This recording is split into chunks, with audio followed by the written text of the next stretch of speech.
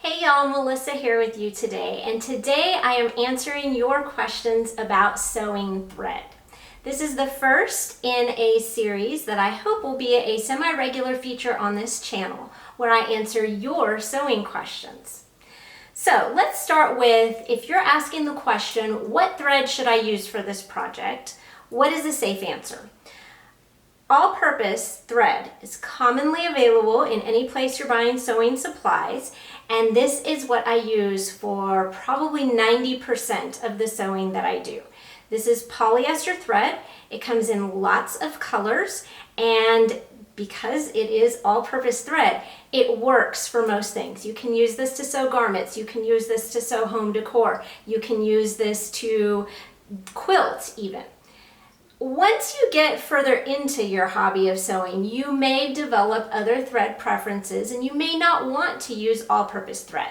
But especially if you're a beginner, pick up the all-purpose thread. It will probably work for what you want to do.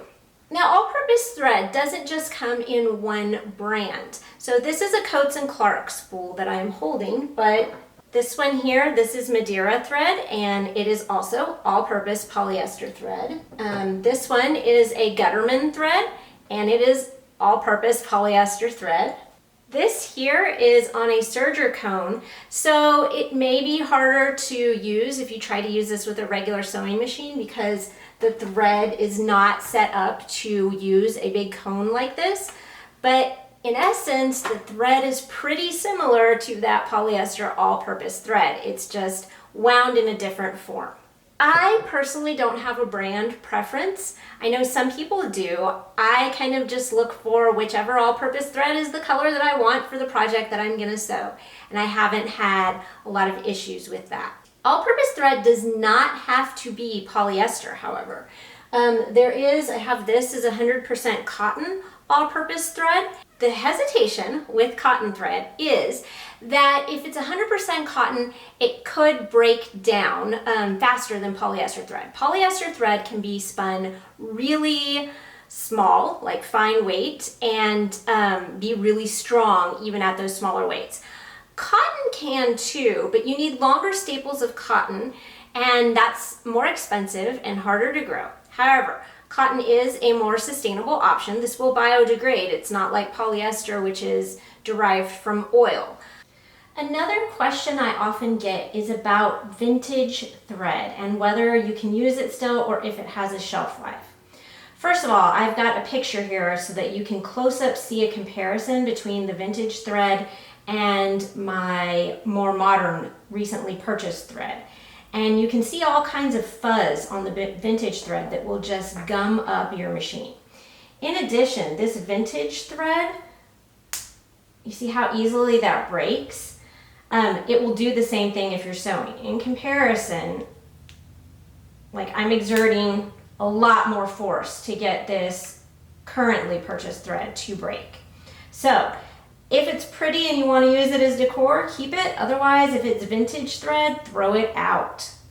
Let me show you how to open up a thread. So typically when you buy the newer spools of thread, they're made of plastic, and they have where they bend up, and you can then unwind the thread from between the top there.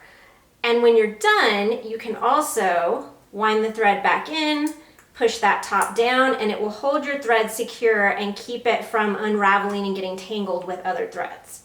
So that's how newer threads spools work. Some of them, like this is a Gutterman thread, instead of having a top that pops out, they have a top that lifts out, and people have noted that you can store things inside these types of thread spools. Like you could put your hand sewing needles in there. But you can also, just like I did with the other one, wind your thread around that popped off top and close it, and then it will not unravel and get tangled up with your other threads. So that's why those work like that. Let's talk about thread weights because that can be confusing.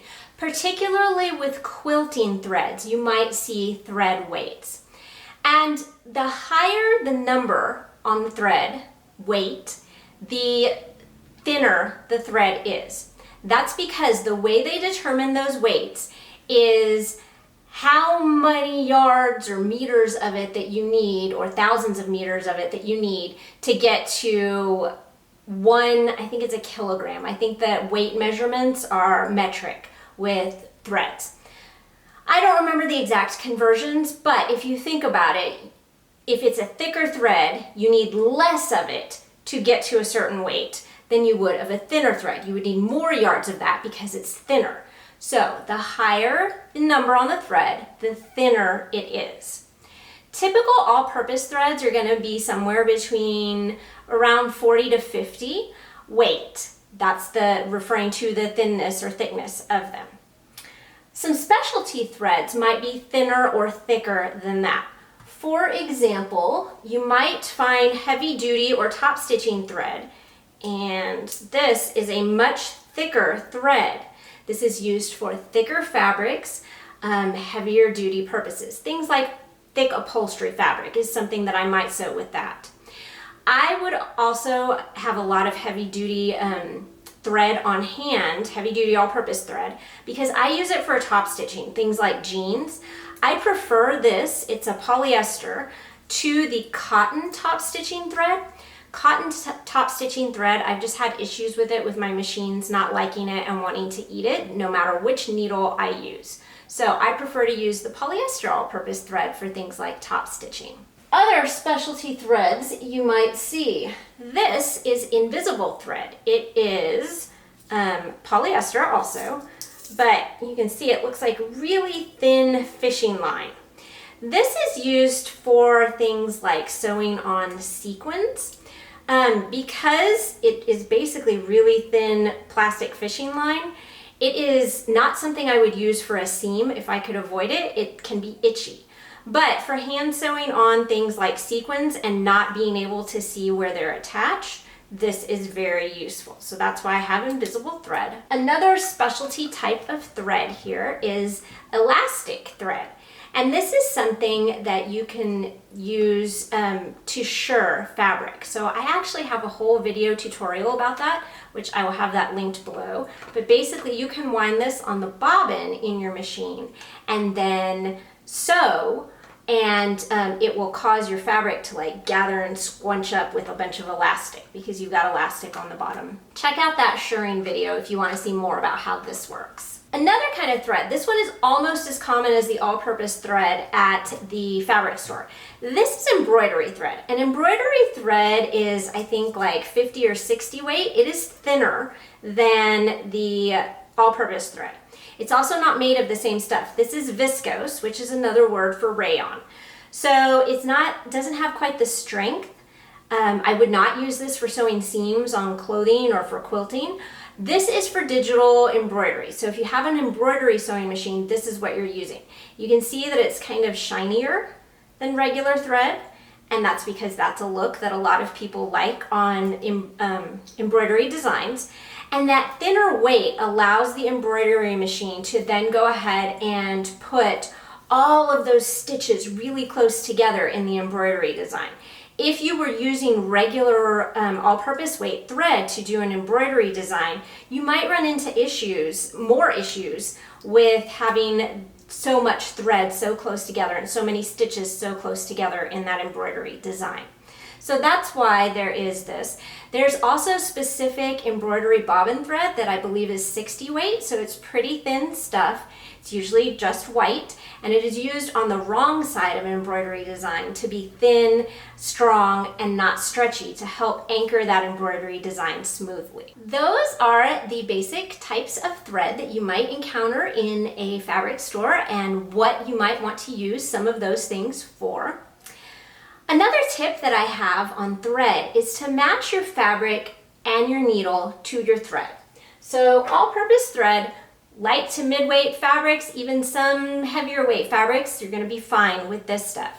When you get into really heavyweight fabrics, you're going to want to switch to all-purpose heavyweight thread. And when you do that, because it's thicker, you also want to go up in needle size. So for all-purpose regular medium weight thread, you're probably going to be using like an 80-12 needle. That's what I use in the majority of my projects. If you're going up to heavy duty thread, you want to go up to 116 needle because it's thicker and so the needle needs to be bigger. If you're using extremely fine weight thread, you might go down to a size 70 needle because this is finer thread, so it doesn't need that great big needle. And if you're using finer weight fabrics, you might want to get, they actually sell this Coats & Clark all-purpose, they sell it in a fine weight as well. So if you were sewing like chiffon or very fine silk, you might want to go down to a finer weight thread and that smaller needle to sew those fabrics. So if you have a question for me that you would like to see answered in an upcoming segment like this, I have a Google form linked below, and I would love it if you would put your question in there because that way I have all the questions in one place. You are welcome to add questions in the comments, but I can't guarantee all of those are going to get answered or that I will see all of them. This way, if you use that same forum link that I always use, they're all in one place and I can see what questions have come up. I'm going to add a tip too, in case you don't want to wait on me to answer your question. Check out my site, check out the search bar. A lot of times some of these questions that I've seen submitted have already been answered on my site. So if you type your question into that search bar or just type the keywords, like for this one you might put thread types, you will find that a lot of that has already been answered, sometimes with videos, sometimes just with blog posts, sometimes with both, and then you don't have to wait on that information in a video. So I hope this was informative for you, and remember to use the form linked in the video description below here to submit your questions for next time.